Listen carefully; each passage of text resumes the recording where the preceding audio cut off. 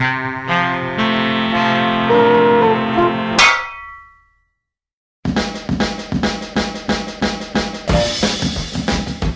name's Mike Ellis. I have a problem. I rescue, refurbish, restore and revitalise vintage drums, in particular Premier drums. In this programme I'll share with you my adventures, ups and downs, ins and outs, triumphs and tragedies as I lavish some TLC on vintage British drums. Welcome to the Drum Fettler.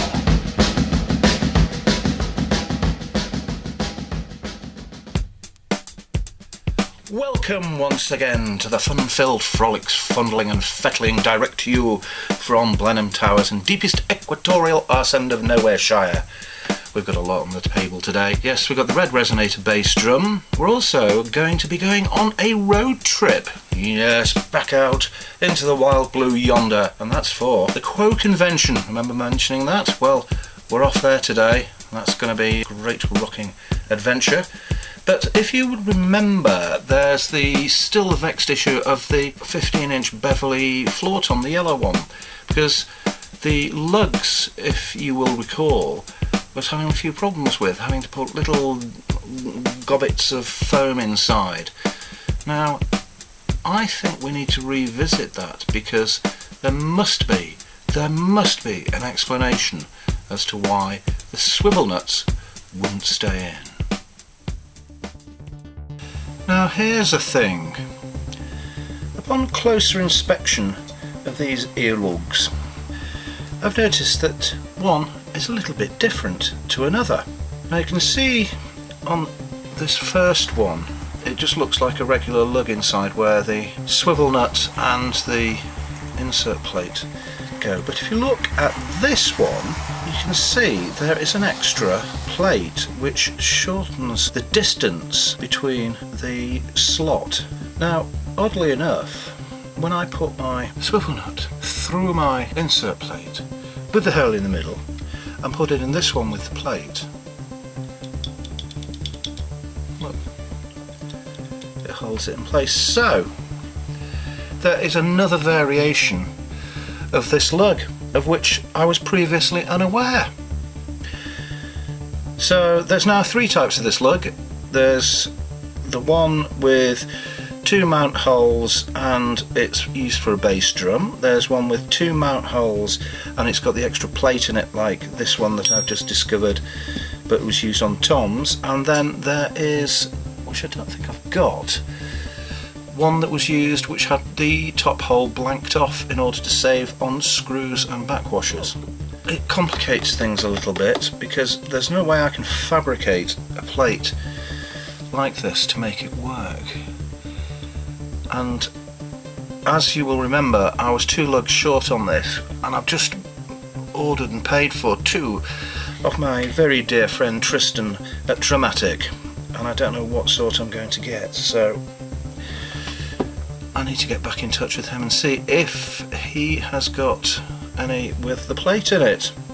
Now then, I've checked. We have 1, 2, 3, 4, 5 of the old style Beverley bass drum lug without the plate, and we have 1, 2, 3, 4, 5, 6, 7, 8, 9 of what I presume are the projector lugs with the extra plate inside in order to hold the swivel nut and insert plate with the hole in the middle in place. So depending on what version I get from Tristan, really I'm not going to bother him by asking him to check which ones they are. So I'm going to do 1, 2, 3, 4, 5, maybe 7 with the little block of foam which is here. See if that works, and the rest obviously will be fine because they have the extra additional plate on. It's so much, such a challenge, isn't it? It's great when you find out something new and wonderful that really messes things up. Anyway, onwards and sideways.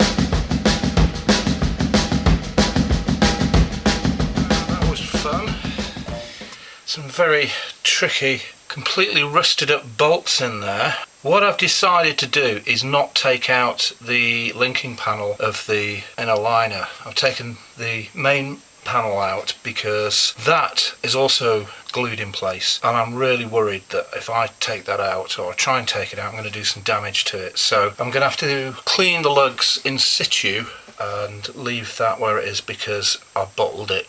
I've not got the confidence or guts to try and get that out. I'm just worried that I'll just wreck it, and if I wreck it, then that's it. Big problem anyway. There's the broken lug. There's the other bit. I'll keep those because I can use the inserts and the mount screws, so need to get cleaning. 23rd of March 1987, and it was full of rubbish, all sorts of icky oomshka.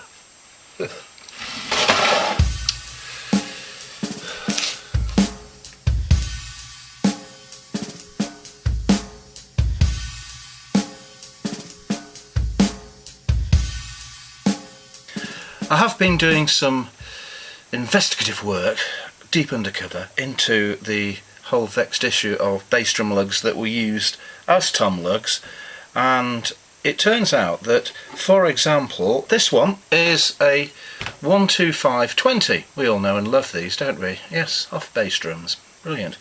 However, this one is a 12522.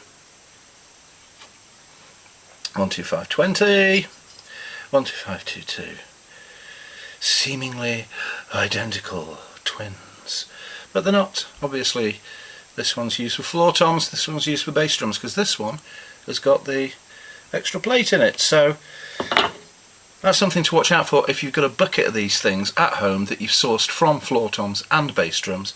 You need to check them and separate them off. And I'm more amazed than anything that I've been selling these things for years and there's never been a problem. So all I can assume is when someone's asked me for one of these lugs to be used on a bass drum or a floor tom, I have, by pure luck more than anything, sent out the right one, because no one's ever come back and said, "Yeah, this does not fit my drum, I cannot get my insert plate in." I suppose I've been very lucky in that respect. Every day's a school day. I hate school. I'm bunking off.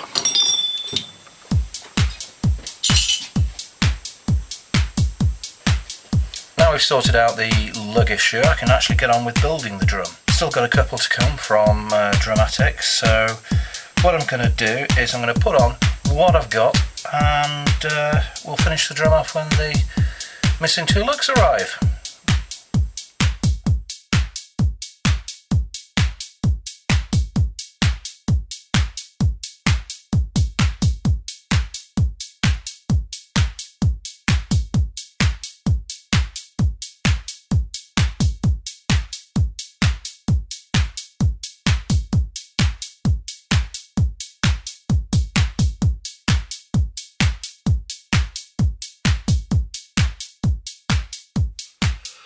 Right, well, I've done as much as I can thus far with the parts that I have on the 15-inch, so I've just got to wait for the extra two lugs to come in, put those on, and then we can finish this off when they're here. So just talk amongst yourselves for a little while whilst I go and find something else to do.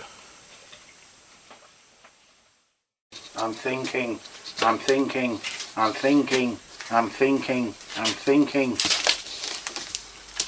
Oh, see what I did there? Sometimes it helps to think outside the box. Now what I've noticed, and I'm sure many of you have as well, is that we can learn things from other areas, such as the automotive industry, and we can transfer a lot of the things, and methodology is transferable. And it's not just automotive. If you watch the plethora of television programs that seem to be around these days, you can see there's a lot of things that you can learn from these programs, from the experts, that can be transferred into the world of drum fettlage. Things like the wonderful Henry Cole and his show Shed and Buried, and Find It, Fix It, Flog It, and Find It, Fix It, Drive It, and there are others as Salvage Hunters. Now, as it happens, yesterday I went to the Autorama show in Stevenage and I got myself a box of goodies, and a lot of these things I've learned how to use through trial and error, but also by watching these programmes. We'll have a look and see what goodies we've got in here. We've got the steel wool, that's for stubborn little fine things. Got myself some wire strippers. I've always wanted a proper pair of wire strippers and I've finally got some. These brass wheels, can't live without them for lots of metal work you've probably seen. These things are just absolutely wonderful. Toggle switches, don't need them. I ranteth muchly and I wavereth off the course of true drum fettlage. So yeah, think outside the box, to use a very well worn and hackneyed phrase. Blue sky thinking. Well, it's a terribly exciting day today, I can tell you. Yes, I'm off to the Quo convention. Now, you'll remember I did the restoration on John Coghlan's famous, very famous yellow Premier kit. Well, today is the day. We're going off to Minehead, which is about 1,000,000 miles that way, and Russ, his drum tech, has already checked it out, made sure everything's okay. You will have seen earlier in the series, John's given it a quick test drive, so hopefully it's all ready to go. Anyway, let's just make sure I've got everything that I need. There's, yes, sandwiches, and the drum keys, and more sandwiches, some snacks, cigarettes, knuckle duster, double denim, and wig. Yes, I think that's great. So, well, I can't hang around here all day. I've got to go and get going, so I'll be off in a little while, and you're welcome to come with me if you want. So, shall we go? I think we should. Excellent. Under normal circumstances, I've been making this heroic 5-hour trip in my lovely, uber-efficient, polar bear-friendly eco-transit powered by organic diesel fuel, but for reasons of economics, I have to use the Euroblob, which I think you'll agree is not nearly as rock and roll. Nevertheless, it'll be a bit cheaper. Well, here we are, traversing England. Set off from not too far from Cambridge, just above London, and we're on our way to Minehead, where the Status Quo convention is, and the yellow Premier kit that we've all come to know and love now. But it was tracked down in a pretty poor state, and I fettled it. So it's getting its big unveiling today. It's been a very well kept secret, and today's the day, appropriately, at the Status Quo convention, that it's been unveiled. So I'm currently somewhere in Oxfordshire on the A34. Now, I decided I wasn't going to do the usual down to the M25 and then across on the M4, because I find that kind of depressing, because it's a couple of roads that in my life I have driven down and along and round and parked on, more importantly when it comes to the M25, so many thousands of times. I decided to go cross country. It did mean going through the steaming metropolis that was Milton Keynes, and if there's one thing that Milton Keynes needs, it's more roundabouts. Just another 3 hours to go, and we'll be in Butlins, in Minehead.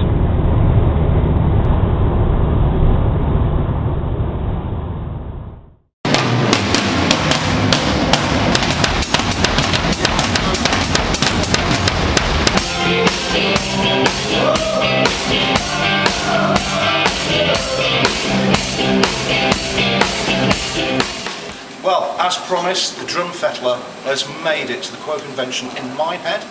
Very proud to be here, not only with the kit that was restored, but with John Coghlan, the legendary, and Russ Chad, his drum tech.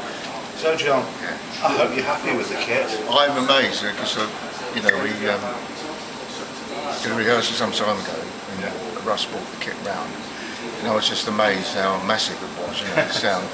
And I'm pleased to say that I'm going to use it tonight. Excellent. Because it's a lot of fans will remember it when I use it, maybe especially when we did Don't Drive My Car. Yeah. Which unfortunately we're not doing tonight. Yeah.